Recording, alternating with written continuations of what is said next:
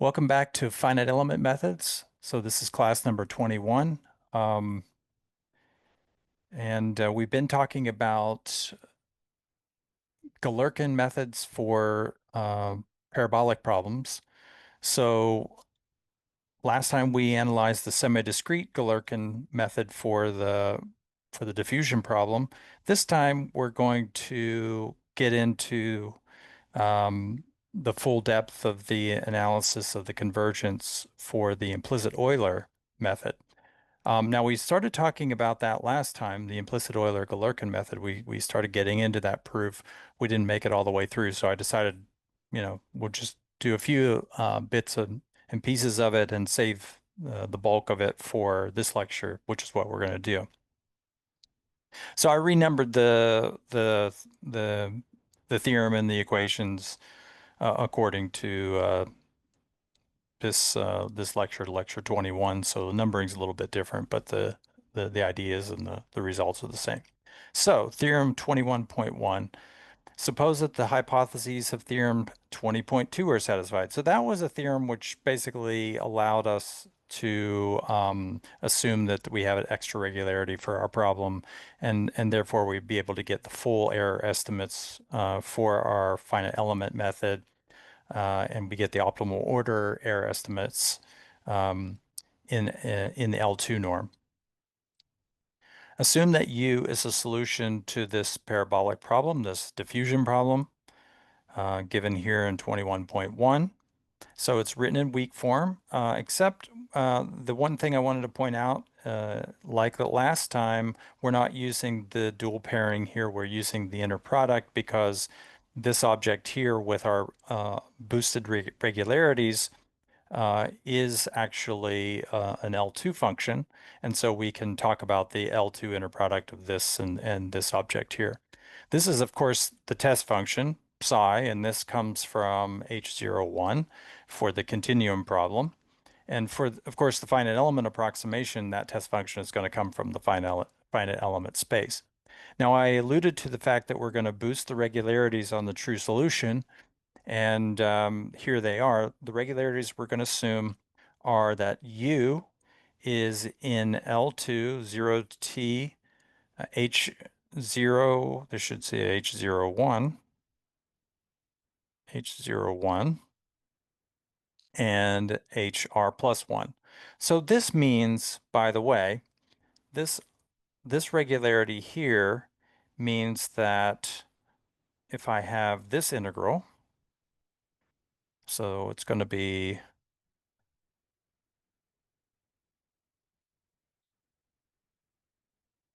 HR plus 1 or the HR plus 1 seminorm squared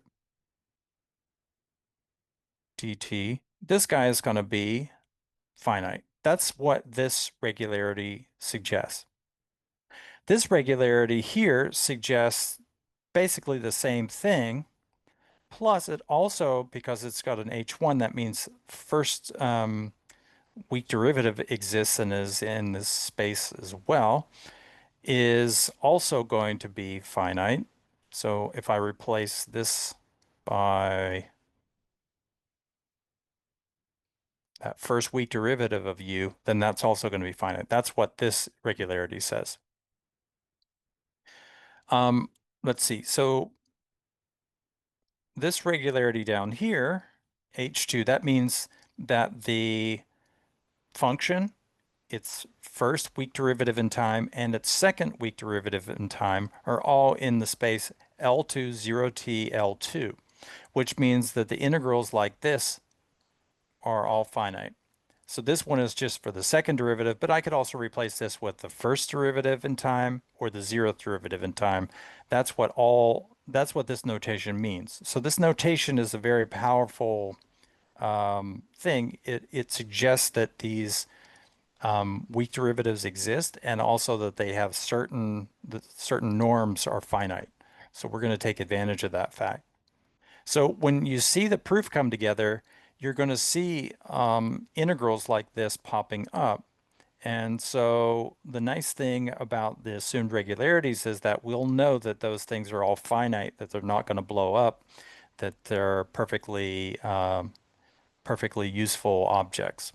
So this is a little bit of rigorous stuff that is often left off in the finite element analysis of parabolic problems, but it's very useful to know.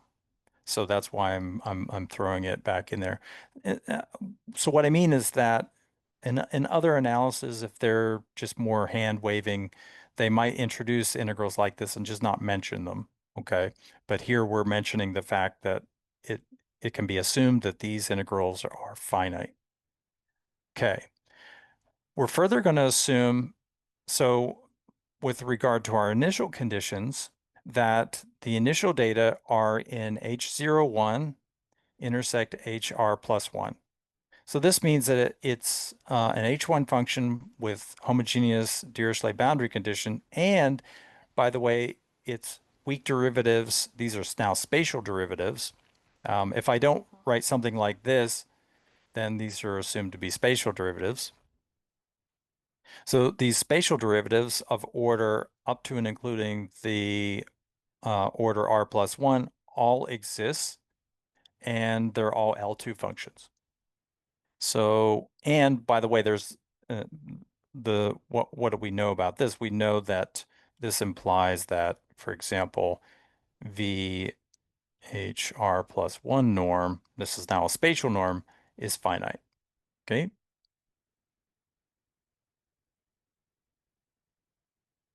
So those are our assumptions.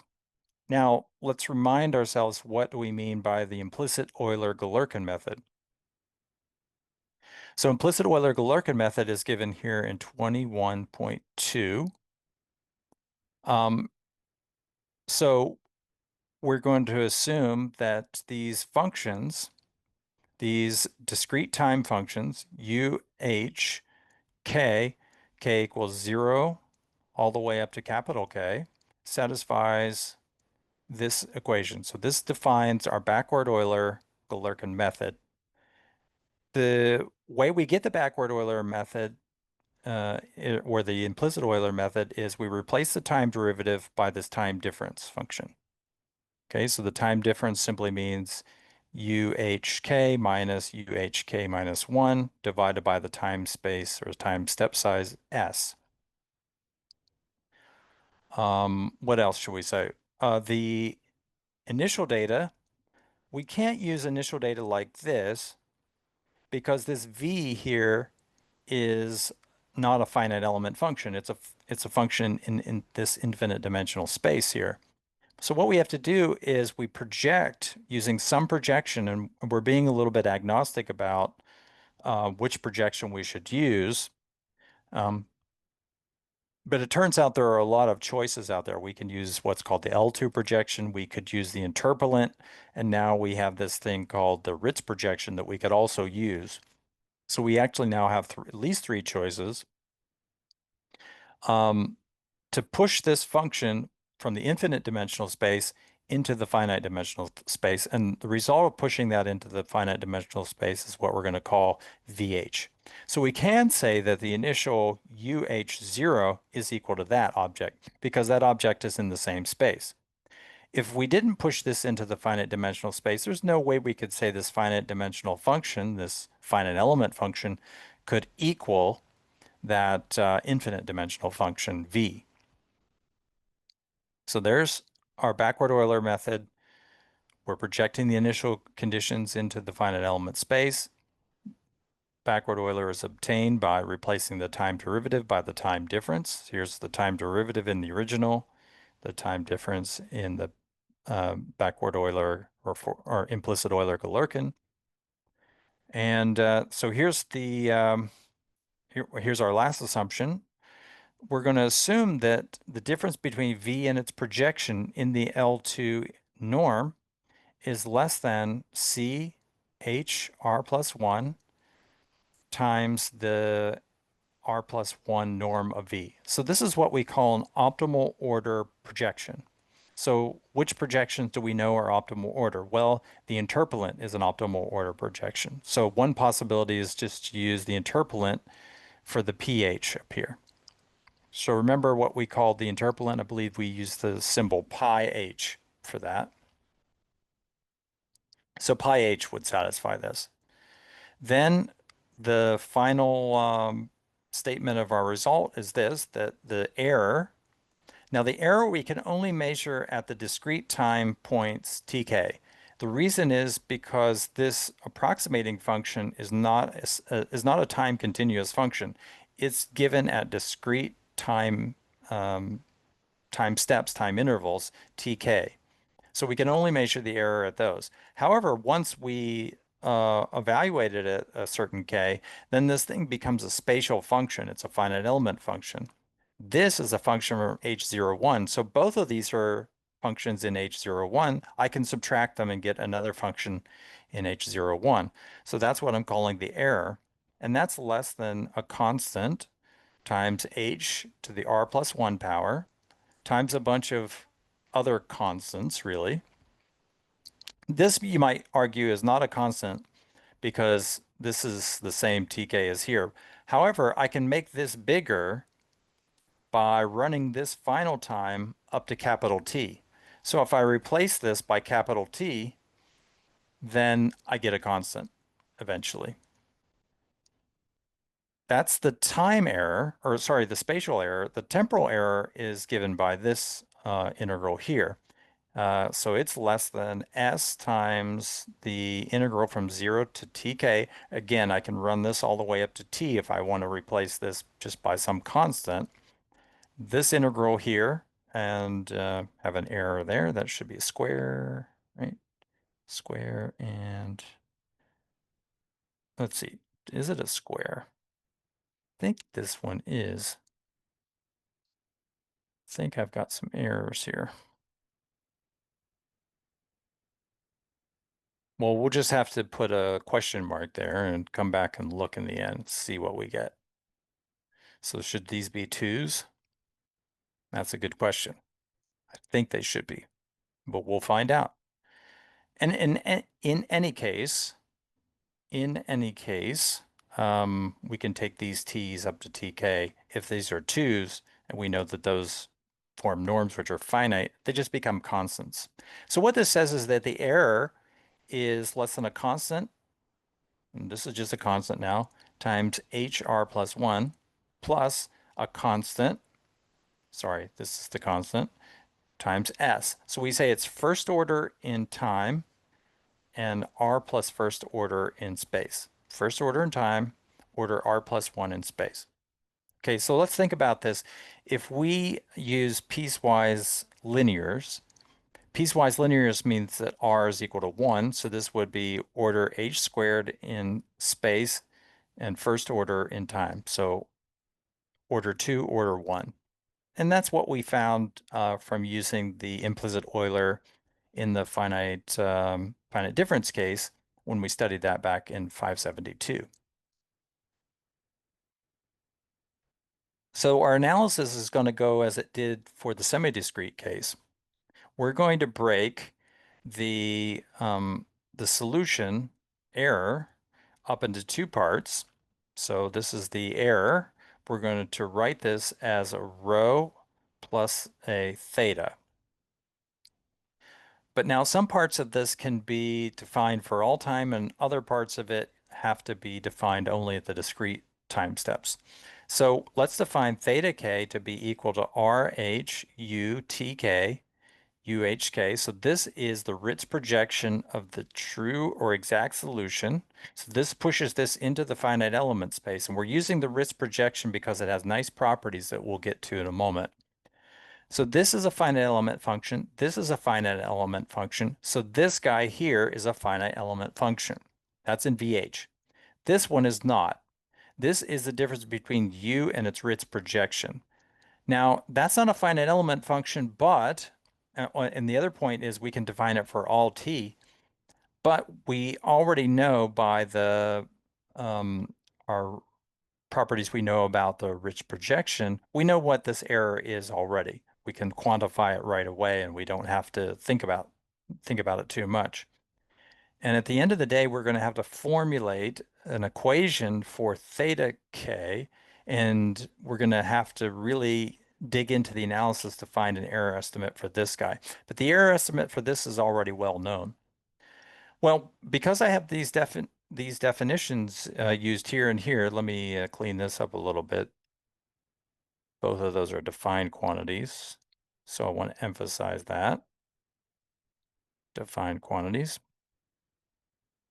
Once I define those objects, again, tk is equal to s times k, so those are my discrete times where I'm going to be able to evaluate these errors. Then the error decomposes as these two terms. And it's fairly easy to see that. Rho is just this minus the Ritz projection. This is Ritz projection minus the finite element solution. So these two objects will cancel once I add those together and just give me back to this. Again, this one is not available for all time. This one is, and so I'm going to evaluate this at tk. And when I evaluate it at tk, I'm just going to call that row superscript k. Again, these are only defined at tks, but they are in the finite element space. Now this is the same as before. The same as before. So this one, and gosh, I'm still curious if this should be a 2 here. I think it should be, which means I keep copying it down wrong if that's the case. But we'll flash back. Maybe someone can look at the previous result and see if that's should be a 2 or not. But in any case, I'm just going to leave it as a question mark for now. So this is the error estimate that we got last time for that function rho. And this is just because we know what is the error between u and the Ritz projection. This is like the error between u and a finite element approximation of u in time, or sorry, in space for each time. So that is taken care of for us. Now, by the definition of the Ritz projection, we can go back to the original formulation of the problem. But if we change the test functions to be only in the finite element space, then that allows us to replace this term by its Ritz projection. And why is that? Well, that's because we had this property of the Ritz projection.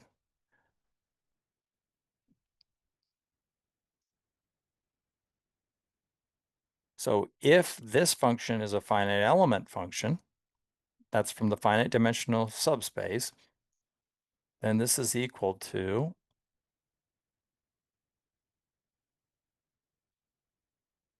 okay, as long as psi is in VH, that's a property of the Ritz projection.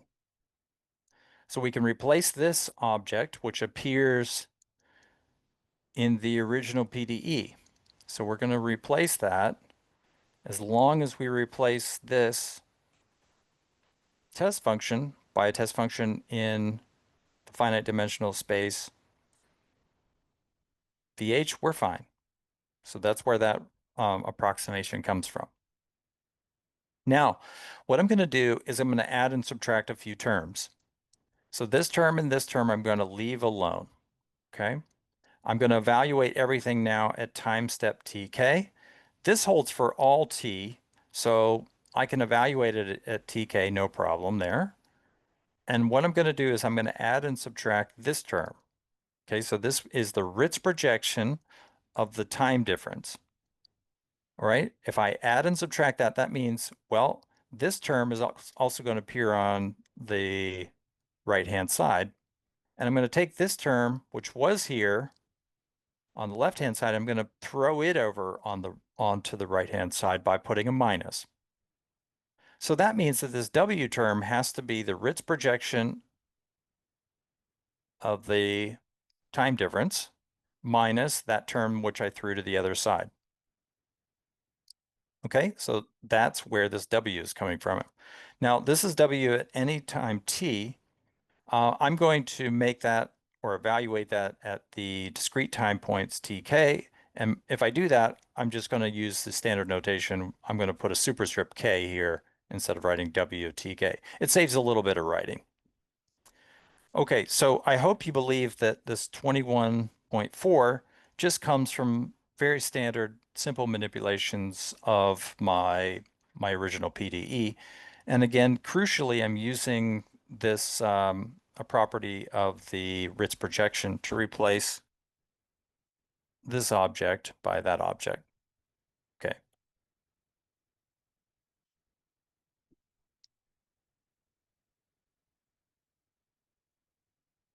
So that gives me 21.4.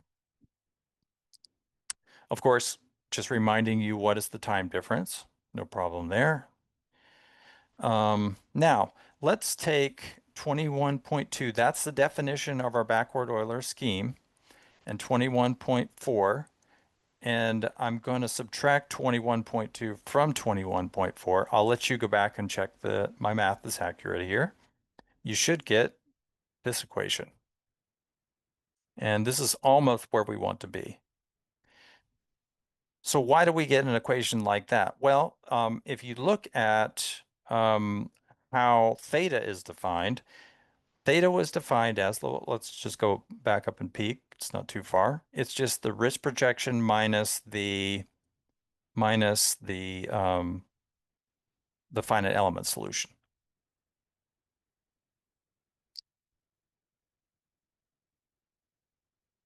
So if we, and by the way, it's trivial that this operator and this operator commute.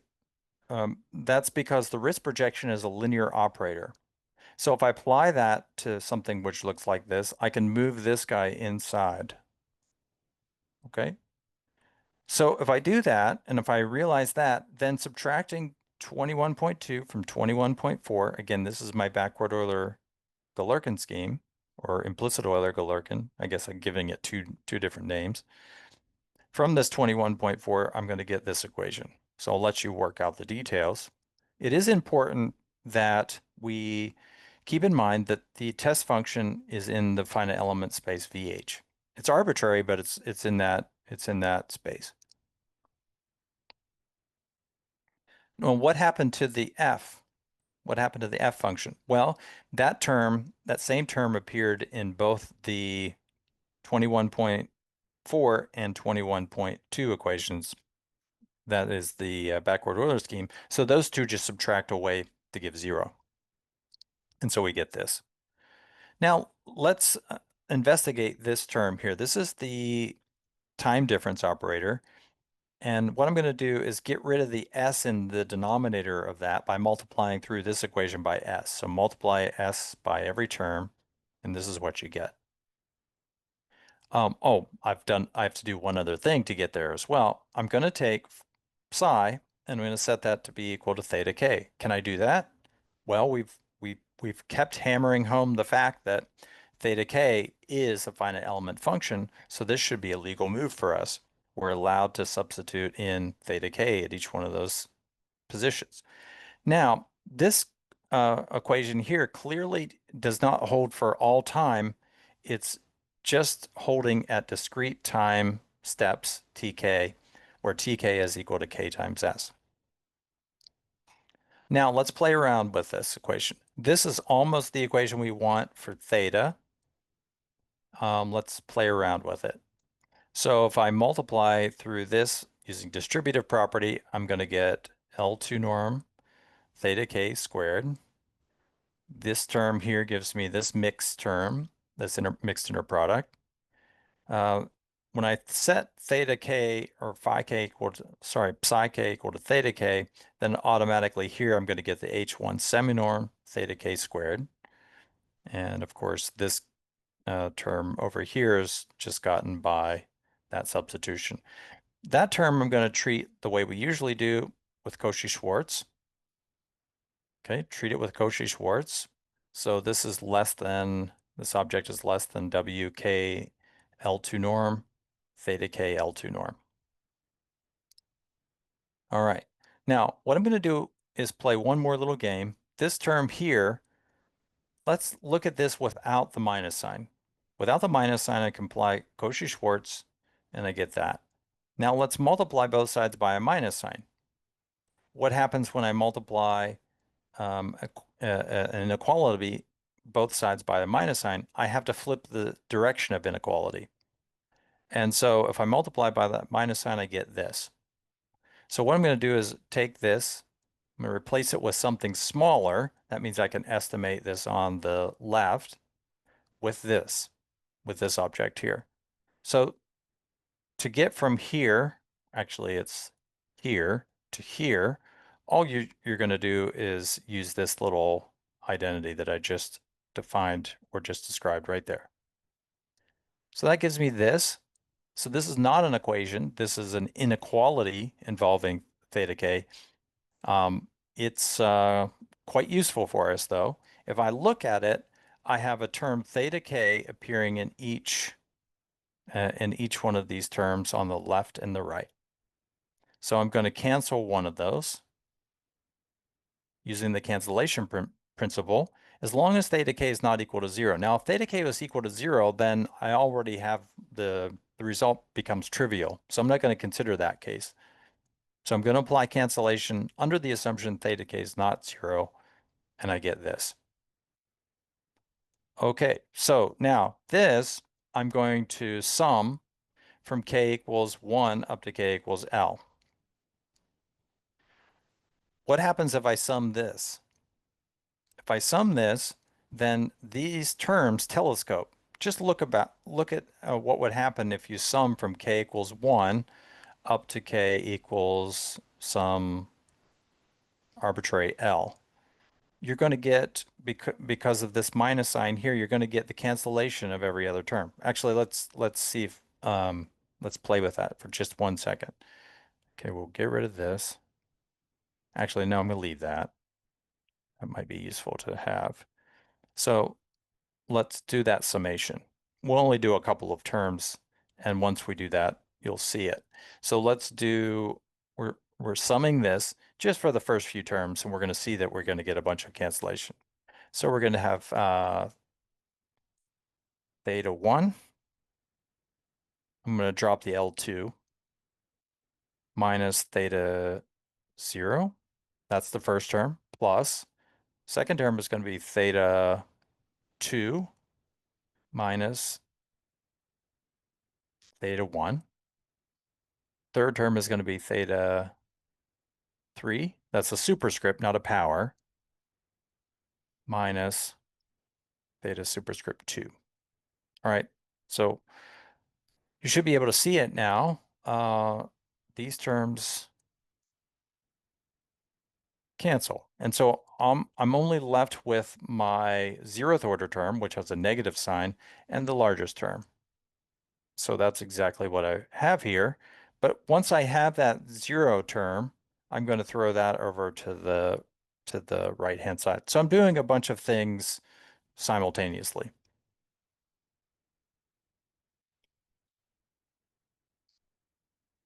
Okay, so this term gets thrown over to the right-hand side. But of course, we know what that term, so this term is going to be easy to deal with, as I'll show you momentarily. Okay, so we're still okay here. There's no square there. There's no square there. I'm trying to track down my error or my perceived error here. I might not be an error, might just be confusing myself. But in any case, now I'm going to define two terms, W1K. So this is going to be, so what I mean here is this is Ritz projection operator, this is the identity operator. So this really means the Ritz projection of this term minus just that term itself. That's all that means.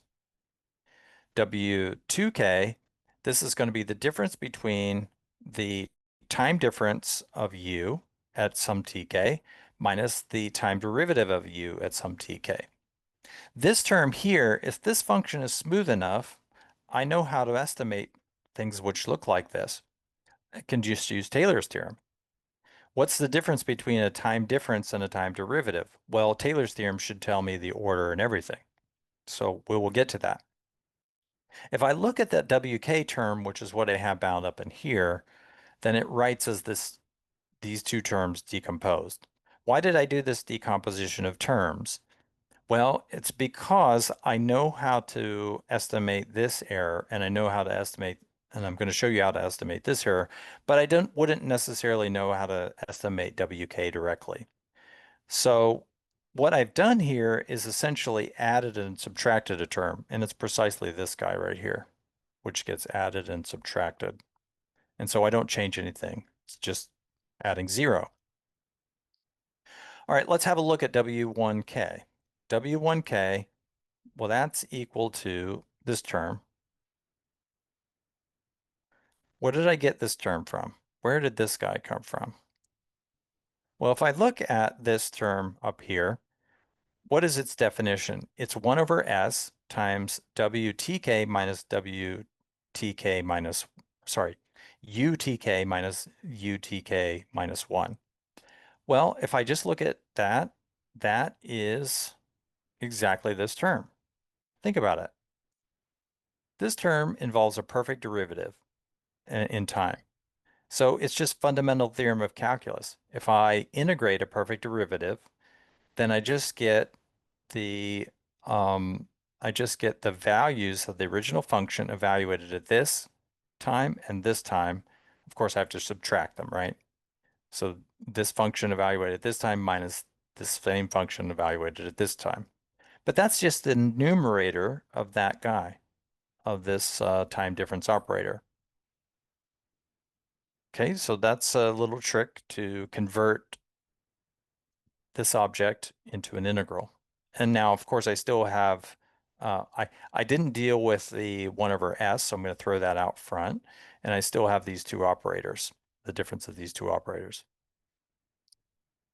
Now, these operators, turns out, can commute with the integral. Now, these are spatial operators. And when I do this time integration here, I'm still left with a spatially dependent function.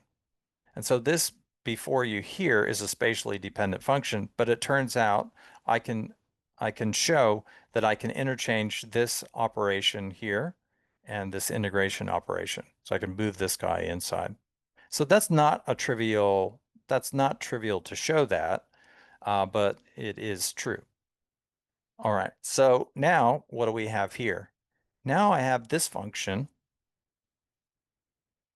and I'm going to compare this function with its Ritz projection and itself. So that's what we call, as usual, just the error, okay? The error between a function and its Ritz projection. Okay, so that's exactly what I've written here, but I've taken a norm first. So let's now take the norm of both sides. Which norm do we want to use, or which norm should we use? Let's use the L2 norm spatially.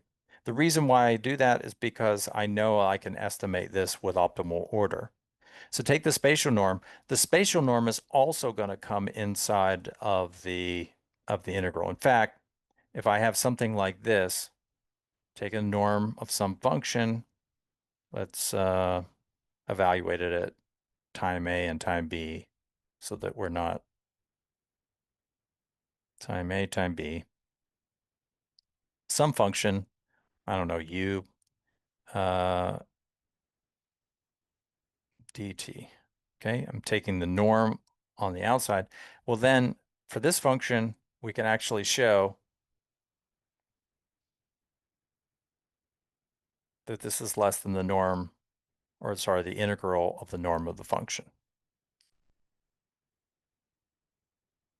Okay, so that's a little estimate again.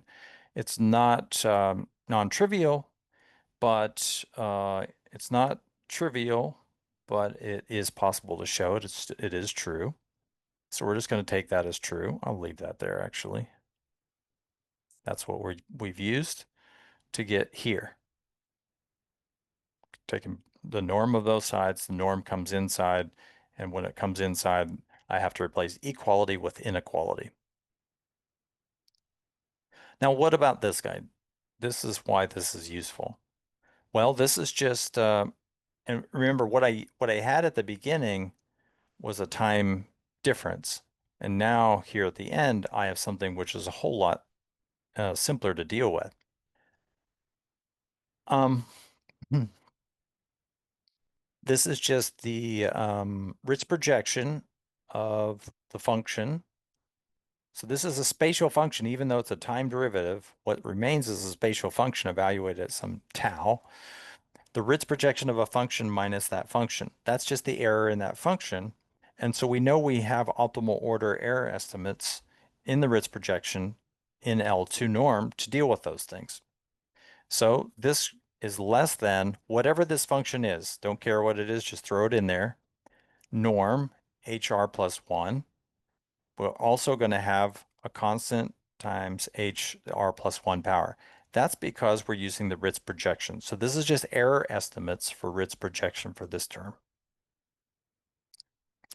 So now this term here in 21.5 is going to, we can use triangle inequality and decompose this as W1K and W2K as we've written here. So one of them we're going to have to estimate is precisely this guy, okay, with W1K. And so far it looks like this is not a square. There's no square here, so I think what I had written before is actually correct. There's no square there. Now I can turn it into a square using using a Young type inequality, but I'm not going to do that. I'm just going to leave it as is. So that's my error estimate for that term using this guy. What happened to the S and the 1 over S? Well, they collided, and there's after that there's no S term anymore. What about this sum? Why when I have a sum on one side do I end up with an integral on the other side? Well, this guy here, if I sum those guys together, I'm just summing integrals, time integrals, right? So I'm summing 1 from T1 to T2. I'm summing 1 from T2 to T3, T3 to T4. And so that just becomes a time integral over the whole time domain up to TL. So that's why the summation turned into a bigger integral. Okay, so that takes care of that estimate, that term. Now, again, there were a couple of things in here which are non-trivial analysis things that we've done. Every time you do something like that, just ask yourself, does it make sense? Is it allowable? So I'm telling you here, we've got enough regularities assumed that everything we're doing is allowable. I'm not breaking the rules, but I'm not proving every detail. For example, I didn't prove this guy. All right, so let's move on to W2K, and I'll show you here if there are any estimates that require a kind of second look, or any steps that are non-trivial. Okay, SW2K. So this is how that transforms when you multiply by the S. Remember how W2K was defined. It's the time difference minus the time derivative. But when I multiply by S, that time difference just becomes a difference of these functions at these two time steps. And then I get a S times the time derivative. Now, this is exactly the form that we can apply Taylor's theorem. So Taylor's theorem, what does that look like? So the way I'm going to apply it is I'm going to move this guy over to the other side in a Taylor's theorem. And so I'm saying u tk minus 1 is equal to u tk. Actually, no, let's see. How am I doing this? Got let's write it out. And I might get this. I might not get this right the first time, but I think we can get it right at the end of the day. So let's see. What way will this come out right?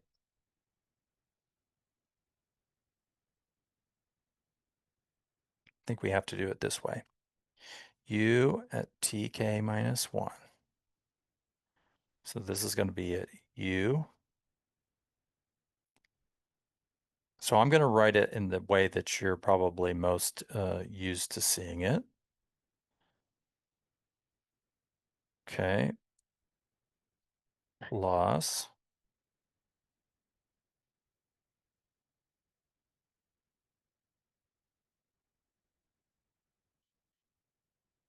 And then what do we do? We have to take tk minus 1 minus tk, right? And then finally, I'm going to have 1/2. So this is the way you usually see it. This is not how we're going to do it here,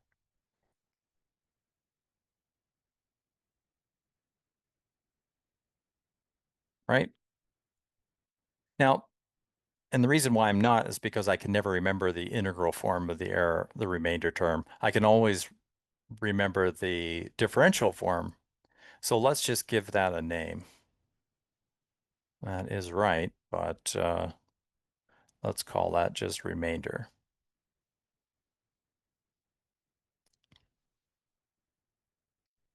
Second remainder u and evaluate tk. All right, so now this guy here, that's just going to be minus s. So that's where this minus s term comes from right there. So this difference here then is just going to be essentially that remainder, plus or minus. But instead of writing it in the differential form, I'm going to use the integral form. And the integral form is like that. So that's exact. All right, so that is the exact form of the integral remainder term. Taylor's theorem with integral remainder. Now here's the question. I'm using weak derivatives here. So does Taylor's theorem with integral remainder still hold for weak time derivatives? The answer is yes, still holds. It's an analysis, it's something that I'm glossing over in the analysis. I'm not proving that. That should be justified, right? It does Taylor's theorem in the integral remainder formulation still hold when we're talking not about continuous derivatives, but weak derivatives? The answer is yes, it still holds. So I can still use this integral remainder term. That's good news for us. Now, remember, just as I estimated a term which looked like that, I need to do the same thing with W2. So when I do that, I'm going to, of course, let's take norm of this guy first. So we take norm. We're going to take then a norm of that guy. The norm comes inside, right? And when it comes inside, I have to replace this by less than or equal to. That can be estimated. That's no bigger than S. And so that's where all of this is coming from.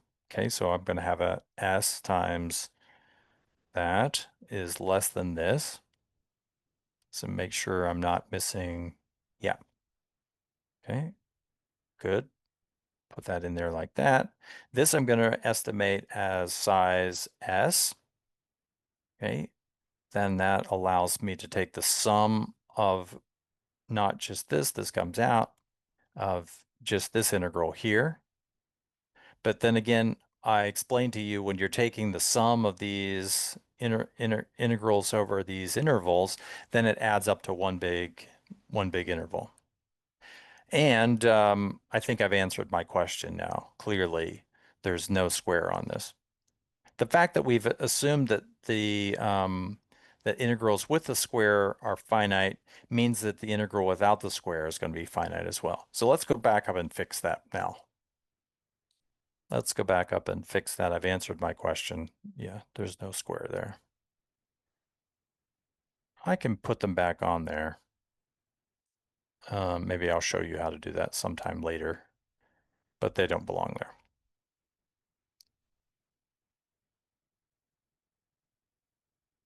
Okay, let's see. Where was I? Here.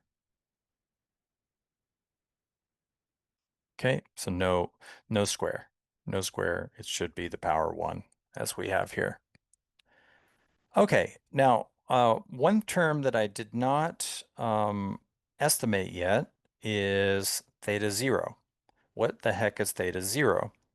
So theta 0, let's look at that by definition. That's just going to be it's just going to be the true solution at time 0. then take the Ritz projection of that. Well, that true solution at time zero is just what we call V. This object here is the initial, our initializing finite element function for our backward Euler implicit Euler-Galerkin method. So what I'm going to do is I'm going to take this guy and I'm going to add and subtract inside this norm V. Okay, why am I doing that? I'm going to use a triangle inequality to break this into two integrals. All right. The reason is because I know that this guy, of course, is just going to be VH, and I assumed at the very beginning that this guy could be controlled and is small. In fact, it has the optimal or order error. Okay, so I know how big that should be. What about this guy? Well, this is just going to be optimal order error based on um, the Ritz projection. Okay, so I know that the Ritz projection of V minus a smooth function V in L2 is going to be less than C times HR plus 1 times the HR plus 1 norm of V. And of course, I assumed exactly the same thing about that. So I add those two estimates together. And instead of putting a 2 here, I'm just going to absorb the 2 into the constant. Okay, so now I think I have everything. I have this estimate of theta 0. I have this estimate of S sum W2, S sum W1, and there's the original. I'm going to put those together. So that's 21.5 through 21.8. There's 21.5. And well, I've done triangle inequality to split that single sum into two sums. But now I have estimates for both of them, and I have an estimate of this guy. Okay, and again, I've answered my question now. There's definitely no squares there. You can put them there using, again, actually, you can just use Cauchy-Schwarz to put it there, but I'm not going to worry about that. Let's see. What do we know about this guy? So this guy here, theta L, L2 norm, putting our estimates together, it's a constant times HR plus 1, another constant times HR plus 1. I can combine these two guys together by pulling out a common factor here. These may not be the same constants, but I can take the maximum of the two, and then I can just rename that whatever constant I want. And then, of course, in that one estimate I had where I used my Taylor's theorem with integral remainder, I got this term. Again, no square here. Okay, so now I'm convinced that I was being paranoid. We also have this error that we stated at the very beginning. Again, no square. So now we have this estimate and this. Using the triangle inequality, I can break this L2 norm up into these two L2 norms, but I have those guys now, and I can substitute them in, and that gives me the estimate that I wanted to prove. Again, no squares. So that's it. That's the analysis for the implicit Euler-Galerkin method for the diffusion equation. Um, Now there is one other method that I want to mention. That is the Crank-Nicolson method.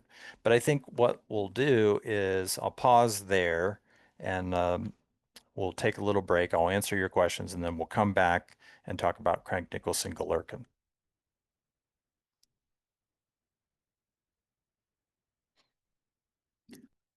All right, to conclude the lecture, let's introduce the Crank-Nicolson-Galerkin method and talk a little bit about some of its properties. And we'll leave some of the other properties for homework, like the detailed convergence analysis, which would follow in the steps of the convergence analysis we did above. So Crank-Nicolson-Galerkin, what are we doing there? Well, if you remember Crank-Nicolson from 572, your numerical analysis of PDEs course, then what you do there is you kind of take an implicit Euler method and you take an explicit Euler method and you average them, and the result gives you the Crank-Nicolson method. Um, so that is analogous in the finite element setting. You use the same use the same approximation of your time derivative. You're going to use a time difference. But for your diffusion part, what you do is you take the Laplacian of uk and Laplacian of uk minus 1 and you average them. But in the weak formulation, that's equivalent to replacing our diffusion term by this. So it's going to be 1 half nabla uk UHK plus UHK minus 1. Okay, so basically we're averaging these two. That's like averaging the diffusion operator terms, the Laplacian operator terms. And then for the right-hand side, instead of evaluating at TK or TK minus 1, we're gonna evaluate at TK minus a half. So remember this function f is defined for all time, so we can evaluate it anytime we want as long as it makes sense. So what we're doing is essentially creating an equation which is an approximation of the true solution at the time step tk minus a half. So this is evaluating the solution at the half time steps. Now, the object that you get out from that when you do that half time step approximation is actually pretty much similar to the backward Euler method. You're getting these functions evaluated at these discrete time intervals k, just like you were in the backward Euler scheme. So your time approximations are exactly at the same locations. So this is the Crank-Nicolson-Galerkin method. What else can I say about it? Again, time derivative is replaced by a time difference. We're going to do an averaging step here on the Laplacian term, and f gets evaluated at k minus a half. Now we have to take, for our initial condition, we can't set this equal to v directly. We have to push v into the finite element space. The way we do that is to use a projection. So we're going to use your favorite projection that is optimal order. Ritz projection, the Ritz-Galerkin projection, you could also use interpolation. Suppose that the projection, if I take the L2 norm, square it, we're going to suppose that that is less than a constant plus the L2 norm of the original function squared. So why would this be possible? Well, you can think about this as being an approximation of that guy. It's a little bit like replacing a function with some sort of approximation of it. They should, as h gets smaller and smaller, give the same thing, right? So this might be like an integral approximation of a smooth function using Simpson's rule or something like that. This is then kind of just quantifying the error, okay? But if h is small enough, then this error should be small, okay? So this is just an assumption about how good your projection is doing. And it's a fairly reasonable assumption. We could talk about it more later if you have any questions about that. But this is a fairly reasonable assumption that says that we're approximating this object pretty well with this object. We actually don't have to do it super well because this C doesn't have to be small. It just has to be something which is independent of H and S. And that's usually always doable. Then we're going to have two stabilities which emerge. The first one is that the max in K of the L2 norm squared is less than C. That's the maximum that this can get in K. And the second one says that the sum of this object squared with this S out front has to be less than the same constant. These constants actually don't have to be the same, but it's easy to make them the same. You just take the maximum of the two, and therefore they become the same. The only important part is that both of these constants should be independent of S and H, and that's not hard to show. As long as you buy this, that this is independent of H and S, then then we can easily show that this will be as well. All right, so how do we do this? We're going to take our original finite element method. This is the Crank-Nicolson-Galerkin method.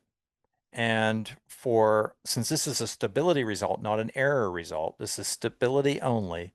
What we do is usually for stability, you're going to replace this by a function which looks like these two functions here.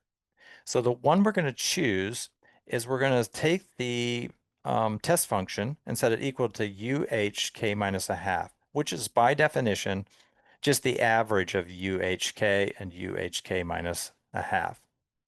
Okay, so this is a fairly standard definition.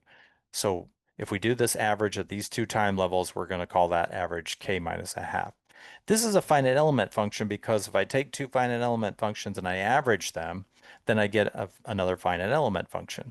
That's because the finite element space is closed and it's closed under addition and scalar multiplication for sure. All right, now once I do that, I've got the sum here and I've got a difference here. Okay, what happens when I multiply a sum times a difference? I get the difference of squares. So when I multiply that sum and difference of exact same terms, I get the difference of two squares exactly like that. Now this term actually appears here, right? I could take this half and I can move it all the way inside here because of linearity. So that function there is really UHK minus a half. So if I make the test function the same function, what do I get? I just get that semi-norm squared. Semi-norm squared there. Difference of two functions, semi-norm squared, and I've got it up to exact equality here.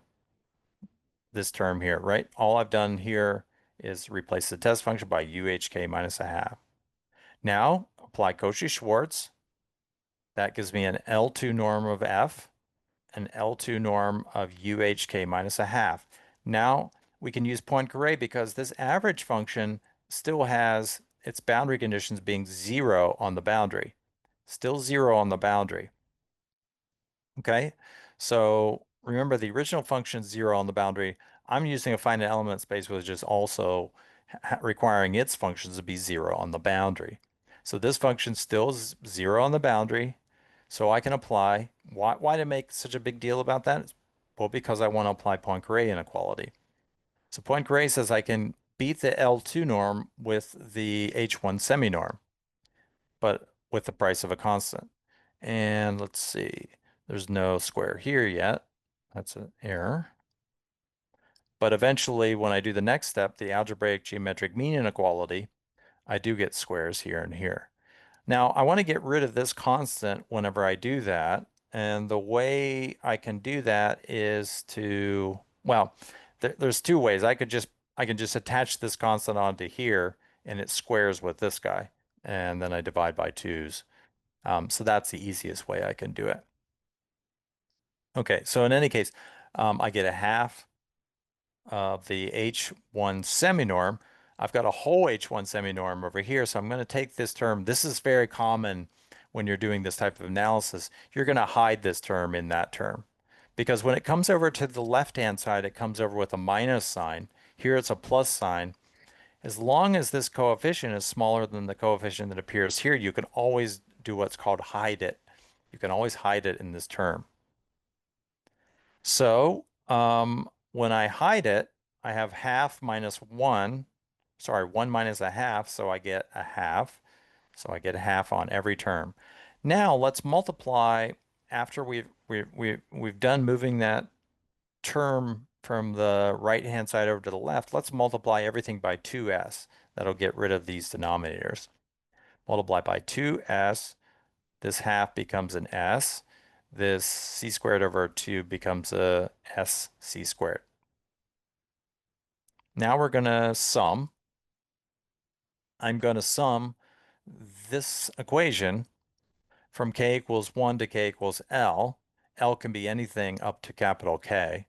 And what happens when I sum? I get that same telescoping procedure or that same telescoping phenomenon that happened before. The only thing that survives is the zero order term and the L term.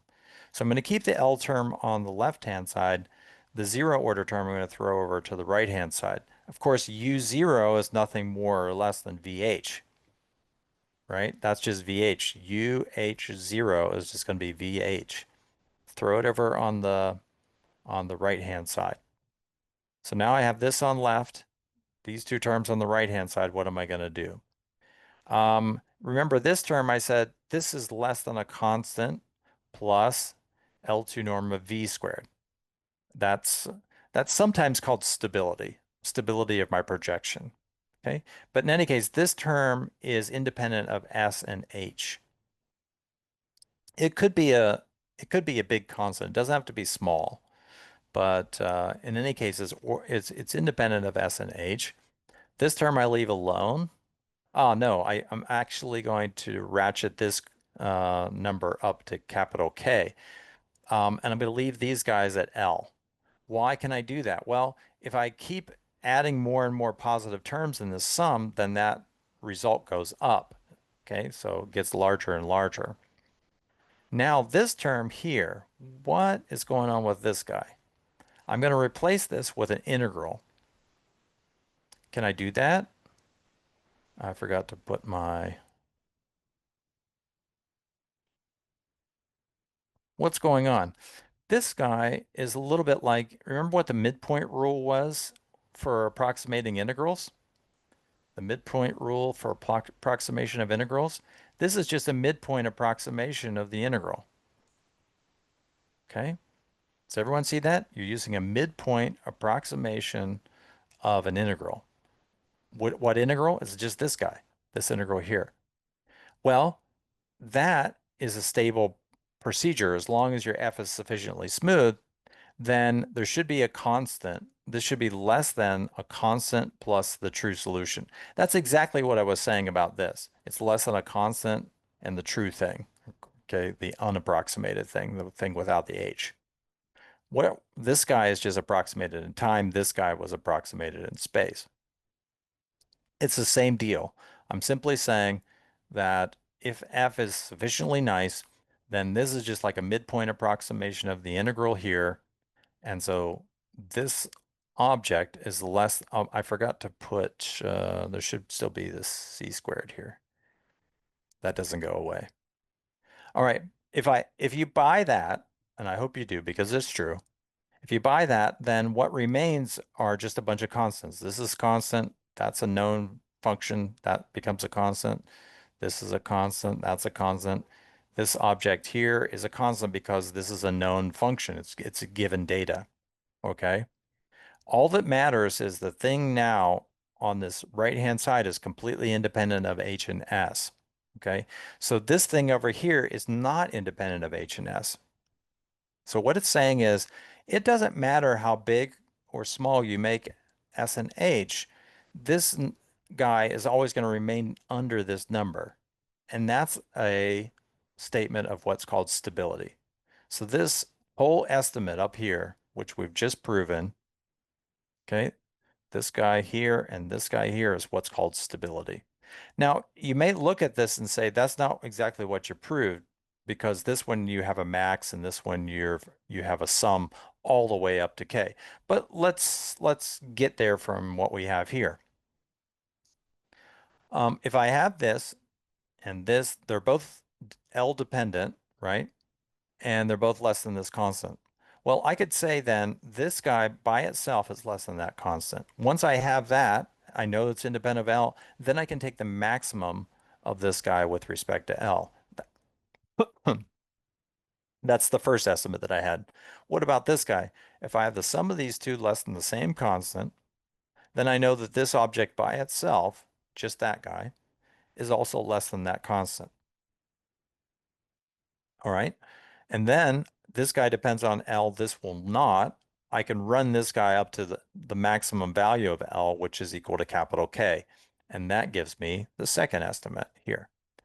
And don't be fooled. Yeah, so this guy in here, 1/2, blah, blah, blah, H1, that's exactly what I have down here. That's exactly the same thing. Okay.